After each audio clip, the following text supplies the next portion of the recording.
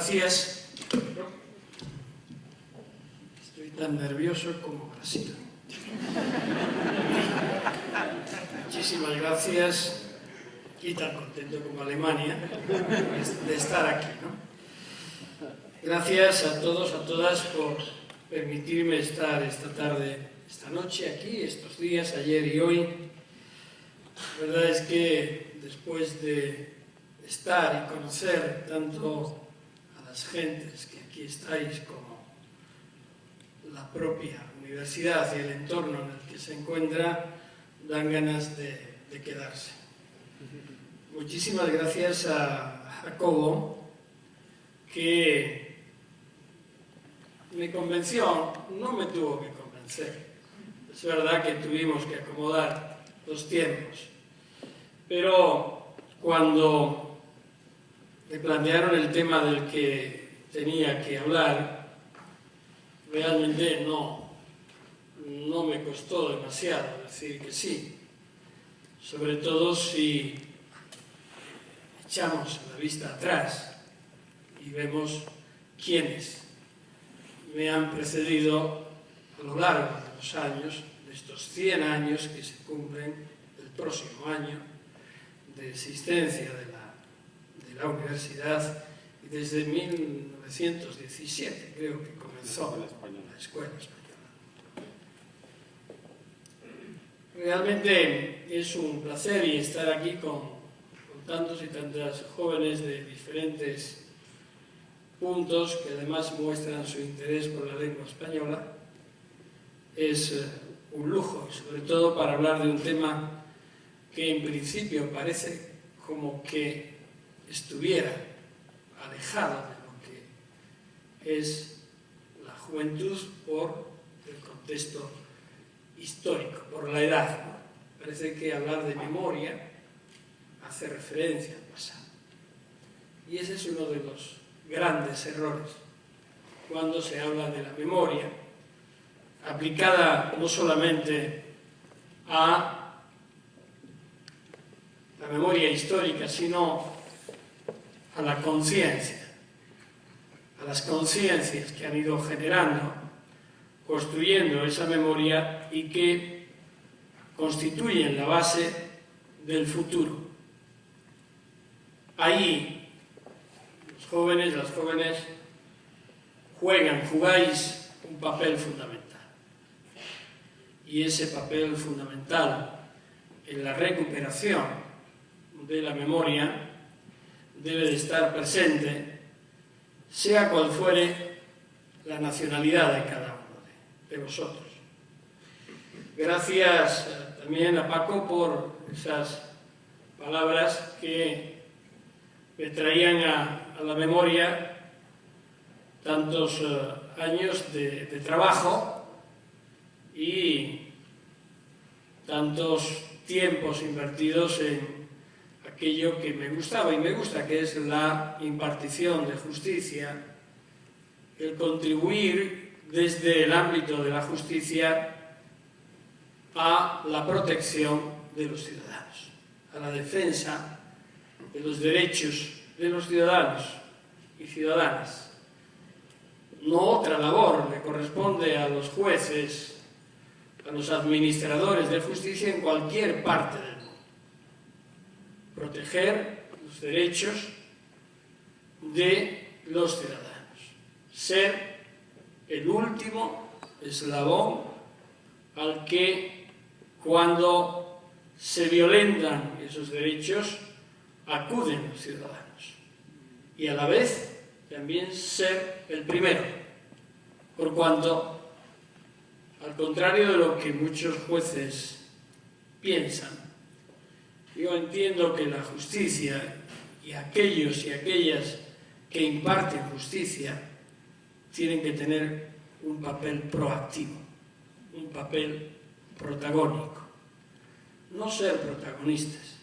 Esa es una de las acusaciones que normalmente se le hacen a los jueces, o a algunos jueces, a los que se califican de protagonistas porque salen en los medios de comunicación, cuando la noticia no es que el juez haya saltado de un 8º piso y haya volado, sino que entra a trabajar en su oficina, toma decisiones en la lucha contra el crimen o en esa garantía de los ciudadanos y hace su trabajo. Y la noticia no es tanto el juez, sino el hecho en sí. Y no es malo que eso se conozca. Y que se conozca en lo bueno y en lo malo. La mala praxis, es decir, la mala práctica por parte de los funcionarios públicos debe de ser conocida y debe de ser controlada y debe de ser evaluada para saber si está cumpliendo con esa obligación de la función pública, del servicio público, en este caso, de la justicia. Y hablar de memoria también es traer a presente a tantas víctimas, a tantas personas que están y han luchado permanentemente porque nosotros hoy tengamos un sistema democrático, un sistema de derecho, un Estado de Derecho en el que al menos podemos decir aquello que pensamos, o casi todo, y tratar de consolidar un futuro en democracia. Porque, al contrario de lo que piensan algunos responsables políticos, la democracia se consolida por el esfuerzo de los ciudadanos en mantener ese equilibrio que a veces, desde las altas cúpulas del poder, se quebranta en contra de los ciudadanos. Nunca los ciudadanos han iniciado una dictadura, han iniciado revoluciones, han optado por cambios de sistemas cuando ese sistema era opresor. Cuando el absolutismo, la Revolución Francesa se produce y se rebelan contra ese monopolio del poder en contra del pueblo. O cuando también en este país acontece, se rebelan contra un imperio, se rebelan contra la opresión y consiguen ese espacio de libertad. Sin embargo, son los que ejercen el poder que en determinados momentos históricos parece como si algo ocurriera en sus mentes y atacan a los propios ciudadanos, destruyen la propia sociedad o la propia democracia, o siendo incapaces de desarrollar una política de protección, exceden los límites del Estado de Derecho y invaden una zona oscura, peligrosa, en la que se deslegitima la acción de la sociedad contra los fenómenos criminales o los fenómenos de convivencia o los sistemas de protección de derechos. Paco hacía referencia a algunos hechos judiciales que han jalonado mi vida profesional, pero no ha citado uno que tiene una importancia. Importancia por cuanto legitima a quienes desde el Estado de Derecho creemos que se puede combatir el crimen, la maldad de otros, sin equipararnos a los mismos. En España hubo, en esa acción terrorista de la organización ETA, hubo un momento histórico en los años 80 que desde el poder establecido desde las estructuras o los aparatos oscuros del Estado, esos servicios de inteligencia, que yo más que de inteligencia llamaría en estos casos de idiotez, porque al final se vuelven en contra. No es que trate de idiotas a aquellos que trabajan en inteligencia y que hacen una buena labor, sino cuando esta inteligencia se desarrolla en contra de los ciudadanos y quebranta los límites. Ese tiempo de los años 80 supuso la creación de una organización contraterrorista que desarrollaba su acción en el sur de Francia. Se llamaron los Grupos Antiterroristas de Liberación. Y era una organización mixta de crimen organizado, de gente mafiosa, de sicarios contratados y también de algunos funcionarios de la administración española, algunos funcionarios de policía y algunos funcionarios de la Guardia Civil. Es un cuerpo policial, militar, mixto militar y civil, que lo que hacían era utilizar las mismas armas que ETA para contrarrestar. ETA mataba, esta organización mataba. ETA secuestraba, ellos buscaban el secuestro, colocaban una bomba, se colocaba una bomba. Era una acción-reacción. Claro, la diferencia es clara. Como esta mañana me preguntaban en la charla con vosotros, con algunos de vosotros y vosotras, lo de los falsos positivos en Colombia. Claro, son delitos, pero hay una gran diferencia entre cometer delitos desde la legalidad del Estado a cometer delitos desde la ilegalidad frente al Estado. Hay un abismo. Esto es lo que ocurrió en España y la lucha contra el terrorismo se deslegitimó, perdió credibilidad internacional. Ningunos jueces franceses nos ayudaban. La cooperación estaba bloqueada.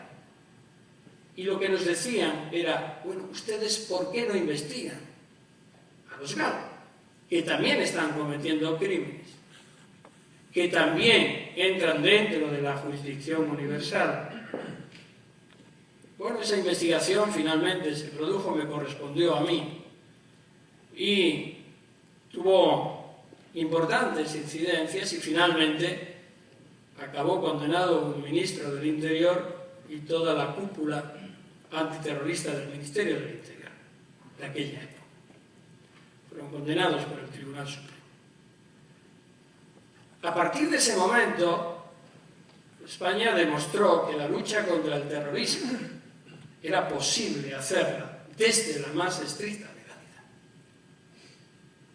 Cuando se produjeron los ataques contra las Torres Gemelas por Al-Qaeda, todas sabéis lo que ocurrió después. El desarrollo, por la pérdida del control de la legalidad, de una serie de normas exorbitantes, es decir, que fueron más allá de los límites, desarrolló una serie de acciones en cadena que hasta el día de hoy están produciendo efectos. Y con algunas incidencias como Guantánamo, que todavía ahí está, ¿no? Sin saber qué hacer con ello. Porque el problema ahora es que no se sabe qué hacer con Guantánamo. Están tratando de que las personas que están todavía ahí vayan a algunos países. El último ha sido Uruguay. Hablábamos hoy de Pepe Mujica porque no le gustan las corbatas, pero ha dado un paso adelante y a veces personas o líderes que son tan denostados en un momento determinado son los primeros que dan el paso hacia adelante para ayudar. Pero es un problema, se ha generado un problema que no tiene solución. Y hay personas que aún en el más estricto de los sentidos, o de aquellos que consideren que casi todo es posible frente al terrorismo, ya no se puede sostener. Porque hay personas que desde 2002 están ahí sin imputación alguna, sin acusación y sin posibilidad de acusárseles. Por tanto, esas son las consecuencias que a veces se producen. Enfrentarte al poder siempre trae consecuencias. Mencionaba a Berlusconi. Os voy a contar una anécdota. El primer juez que interrogó a Berlusconi fui yo, en un caso de corrupción. Era la adquisición de la televisión Telecinco en España. Y nunca había comparecido Berlusconi ante ningún juez, se negaba siempre a comparecer y lo hacía a través de representante en Italia. No sé por qué razón, pero aceptó comparecer ante mí. Y la anécdota, aparte del contenido de la declaración, que después quedó desgraciadamente en nada porque adquirió protección internacional por su cargo, por haber ascendido a primer ministro, y ya no se le pudo investigar en España. Sin embargo, sí se le investigó en Italia. La anécdota es que el tipo entró a declarar y yo me di cuenta que iba maquillado. Eran las 10 de la mañana y iba perfectamente maquillado. Y yo decía, bueno, este hombre, ¿qué es esto? Claro, el tipo era genial, porque se había maquillado, porque después, a la salida del tribunal, estaban todos los medios allí y le iban a tomar las cámaras y tenía que salir con el lado bueno. Es así, este personaje estaba pensando en cómo comunicar y en que su rostro pareciera risueño, y bueno, pero no estaba para nada preocupado por la acción de la justicia frente a él. Se la traía al payo, es decir, le daba, igual para los que estáis en el primer nivel, eso significa en la jerga española que le daba exactamente igual.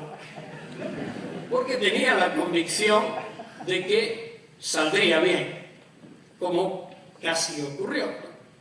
En ese caso salió bien. Nos quedamos a dos velas, es decir, sin conseguir nada. Pero demostró que la justicia, el Poder Judicial, tiene la obligación de poner ante la sociedad al descubierto a aquellos que agreden, en este caso, desde el ámbito de la corrupción.